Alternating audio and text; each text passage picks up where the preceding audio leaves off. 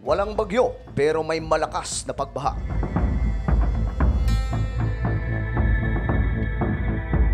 May mga kabahayan na nalubog sa tubig, mga kakalsadahan, nagmistulang mga ilog o karagatan. Ito ang nangyari sa Pilipinas doon sa Samar.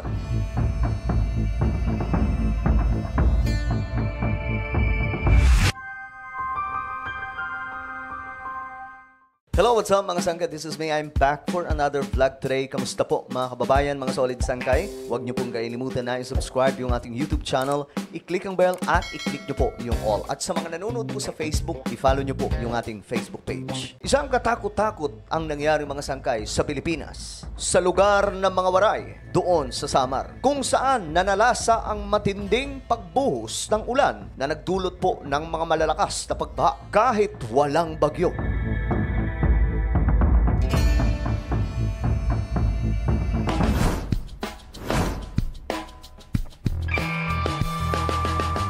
Madalas mga sangkay, napag-uusapan po natin ang ibang mga bansa na nasasalanta dahil po sa iba't ibang klaseng mga kalamidad na tumatama, mga malalakas na bagyo na nagtutulot ng mga pagbaha. Nangyayari po mismo yan sa iba't ibang mga bansa.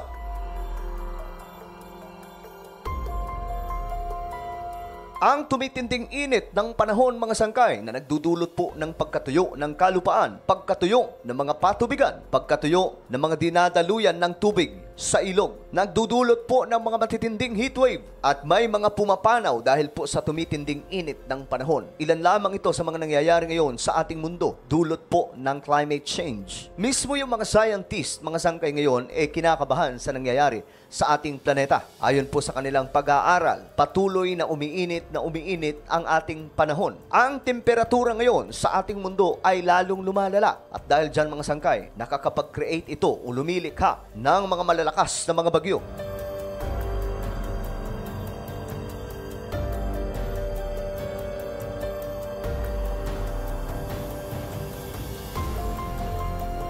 Kung kaya't mga sangkay, kapansin-pansin po natin yan ngayon sa ating mundo na yung mga bagyo ngayon na tumatama ay hindi na po basta-basta. Mga bagyo, mga sangkay na hindi mo sukat akalain na ganito na po kalalakas ngayon. Isa sa halimbawa dyan ay ang bansang Amerika doon sa Florida, kung saan mga sangkay, yung mga dumadaan na bagyo, mga hurricane na tumatama sa kanila ay masyado pong malala. Ilang buwan lamang po ang nakakalipas mga sangkay nung mangyari ang pananalasa ng isang katakot-takot na hurricane na umabot po sa Category 5 doon sa bansang Amerika. Kinailangan na po ng mga tao mga sangkay na mag-alisan sa kanilang kabahayan at lumipat po muna sa kabilang mga syudad dahil nga po mga sangkay sa inaasahang pagdating ng malakas na bagyo. At nung tumama na nga po itong mga sangkay doon sa Florida, kitang-kita po mga sangkay yung grabing pananalasa. Nilubog ang lahat ng mga kabahayan. Nagmistulang karagatan ang buong paligid. Isa pong katakot-takot na dilubyo ang tumama sa kanila. Buti na lang mga sangkay nakapagbigay ng babala ang lahat ng otoridad na lumikas na po ang lahat ng tao na naruroon sa lugar. Dahil kung hindi mga sangkay, malamang sa malamang, marami po ang papanaw, marami ang sasakabilang buhay.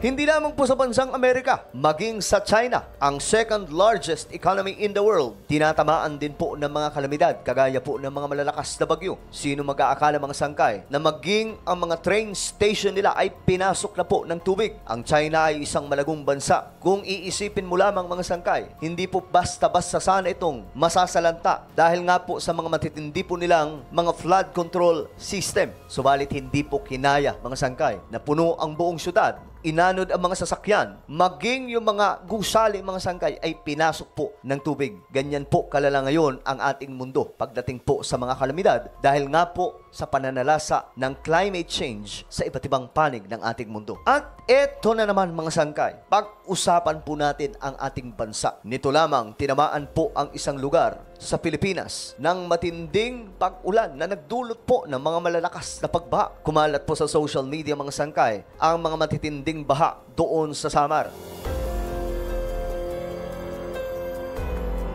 Ang mga waray ay nagulantang mga sangkay sa napakatinding ulan. At ang nakapagtataka mga sangkay, wala pong bagyo, wala pong warning mula po sa weather forecast na may paparating na bagyo. Pero mga sangkay, tinamaan po sila ng matinding pagbaha. Kitang-kita po sa mga larawan at video mga sangkay kung papaano po nanalasa ang malakas na pag-ulan na animoy nasa signal number 3 o mahigit pa na pag-ulan. Pero mga sangkay, wala pong bagyo na naitala. Napuno po ang mga kakalsadahan, pinasok ang mga kabahayan, na halos kita na lamang po mga sangkay ang mga bubong. Marami po ang lumikas dahil sa takot mga sangkay na matangay sila ng napakalakas na rumaragasang tubig. Bagamat normal ito sa Pilipinas, mga sangkay, na nangyayari nga po itong mga pagbaha sa ating bansa dahil tayo po ay kalsada ng mga malalakas na bagyo. Ito na ngayon, mga sangkay, ang nangyayari sa ating mundo. Kahit wala pong bagyo, kapag tinamaan ng ulan, kadalasan unpredictable na rin ang inaakala po natin na mahina lang dahil wala naman pong bagyo, mga sangkay, nakakatakot pala. Yan po ang nangyari doon sa lugar ng Samar. Ang mga waray ay nagulantang. Pinasok po yung mga kabahayan ng tubig. Napuno po ang kanilang mga bahay ng baha. Nagmistulang karagatan ang kakalsadahan. Ang mga highway, mga sangkay, na dinadaanan doon sa Samar ay klinos dahil nga po hindi na madaanan ng mga sasakyan. Nalubog ang ilang bahagi, mga sangkay, ng Samar Island ng tubig dahil po sa matinding pagbuhos ng ulan. At para mga sangkay, mas malinaw sa lahat kung papaano nanalasa ito, panoorin niyo po ang video na to.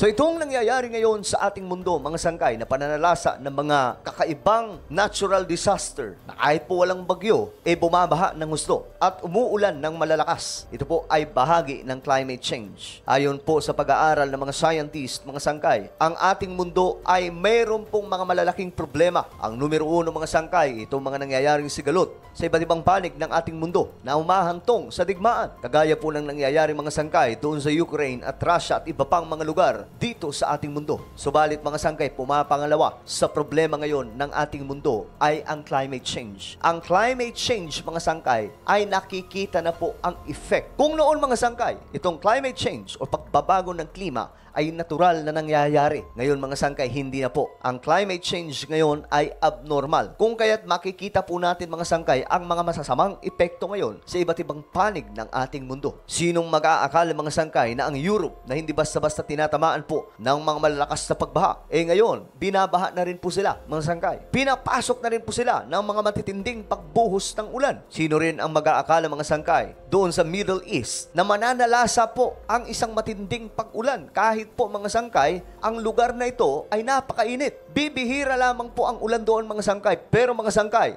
wala pong bagyo pero tinamaan po sila ng malakas na ulan na nagdulot po ng pagbaha sa kanilang mga lugar. Yan po ang nangyayari ngayon sa ating mundo. Ito po yung epekto ngayon ng climate change. Patuloy pong nananawagan ng mga scientist, mga sangkay, na tumulong po ang lahat ng mga leader sa buong mundo sapagkat nanganganib nga po ang ating planeta dahil po sa mga natural disaster na ang tanging may gawa din po mga sangkay kung bakit tumitindi ang epekto nitong climate change ay ang mga tao. Ang tao ang sumira sa kalikasan. Pinuputol po ang mga punong kahoy. May mga illegal logging. Ang mga material mula sa ating kalikasan mga sangkay ay illegal na kinukuha. Nakakalbo na po ang ating mundo. Kahit po mga sangkay ang Amazon rainforest na pinakamalaking rainforest o kagubatan sa buong mundo ay nanganganib na rin. Pinuputol mga sangkay ang mga punong kahoy, nagkakaroon po ng deforestation. At ang epekto nito mga sangkay ay malala pagdating po sa mga susunod na mga panahon. Ang magiging kinabukasan ng ating mundo mga sangkay kung hindi po masusolusyonan ito ay mas magiging delikado. Subalit mga sangkay, hindi na rin po ito nakapagtataka na nangyayari ngayon ito sa ating mundo sapagkat ito po ay nakasulat sa Biblia. In the last days mga sangkay, perilous times will come. Ang kaguluhan mga sangkay ay mangyayari. Specific po ang Biblia mga sangkay na nagbanggit kung ano po ang mga kaguluhang ito. Kagaya na lamang po ng mga digmaan, pagbabago ng kultura,